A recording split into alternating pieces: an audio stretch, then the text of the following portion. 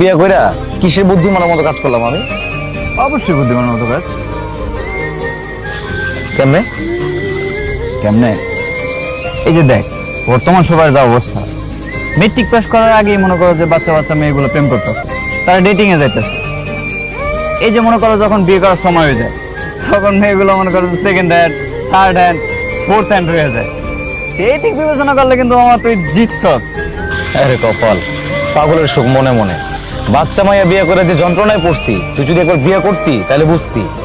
মামা আসলে হয়েছে কি বুঝছস, তোর বিয়ের পরে আমারও মন চাইতে 6-7 এর মায়ে বিয়ে করি। 6-7 এর মায়ে বিয়ে কইরা নিজে লালন পালন করে বড় করবো, তারপরে লেখাপড়া শিখাবো, আদব কায়দা শিখাবো, আমার যাতে সম্মান করে। মামা, মনোযোগ দিয়ে সব শিখাবি, সব শিখানোর পরে তার আরেকটা বেটার লোকে বিয়ে দিয়ে দিবি। স্বামী স্ত্রীর মধ্যে যদি বয়সের